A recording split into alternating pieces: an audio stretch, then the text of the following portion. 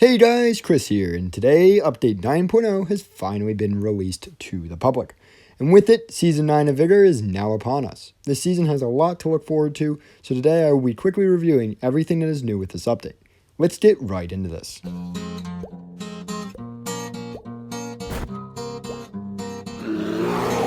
Let's start off with the biggest thing coming this season, the Season 9 Battle Pass. This Battle Pass is focused on the motif of stalkers, which seems to take a lot of inspiration from the game Stalkers. Due to this, we get a lot of post-nuclear and USSR-based cosmetics that fit in really well considering the whole setting in which Vigor takes place. The community has generally speaking responded positively, in an opinion I personally also agree with, stating that this is one of their favorite seasons cosmetic-wise.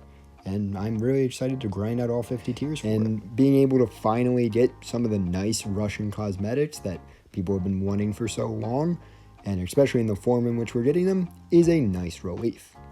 Moving on to some of the new content besides the Battle Pass, we have the new gun with this season, the AKSU. The AKSU is a returning gun from Point 6, meaning less than 7% of us have ever seen it before, and it works very different than it used to, as back in Point 6, the entire game worked different, and really nothing worked reliably. The AKSU will be occupying the same role, however, as a solid close range and extremely good close mid gun that loses effectivity over range. However, it will not be the laser it was in Point 6, meaning you most likely won't be seeing this gun in long range engagements. It has the same damage as all AK class weapons, making it a 4-shot, and it's a gun I'm quite looking forward to seeing returning, seeing as I used to main this gun back in Point 6. I will most likely be maining this gun throughout the rest of this season. From here we have the new grenades. Grenades are another returning consumable, but the grenade in Point 6 was an extremely rare consumable, almost mythic level of rare, with extremely high damage that could clear entire rooms instantly. This new form of grenade is less an offensive item and more a tactical one. With a one-shot radius up to 4 meters and light levels of pen, it is very different but highly effective item that is going to be perfect for forcing campers and buildings to move, or just forcing people to move in general.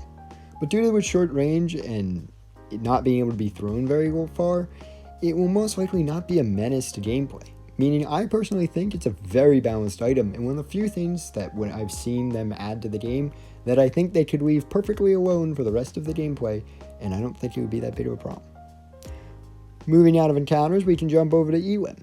Ewing will be getting its much needed overhaul this update, and it will be one of the main focuses of the update. The mode has been suffering from a lot of issues for some time and has slowly been decaying.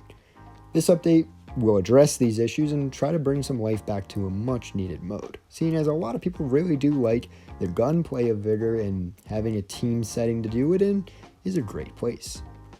First, starting off with one of the largest issues of Ewing, TKing will finally be removed. I've made a few videos already discussing what problems TKing was causing to the game, so for me this is a huge step in the right direction. The next step of this overhaul was finally adding Ewing crates. The mode was suffering from having the worst rewards of the 3 modes, and finally getting its own version of shootout crates will add a huge motive for people to play the mode. The final part of this overhaul is the change to loadouts.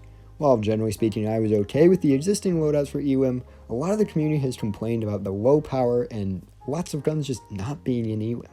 This has translated from the devs into an addition of a lot of high power loadouts in Ewing that will feature all sorts of weapons, making Ewing a perfect warm up for anyone who hasn't been able to try a bunch of weapons out in a combat scenario.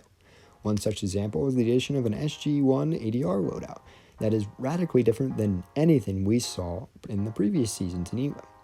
This should address all the complaints that anyone had over Ewing, and we'll most likely see Ewing get a lot more players, as it's finally a mode that can feasibly be grinded, which is a huge deal to me.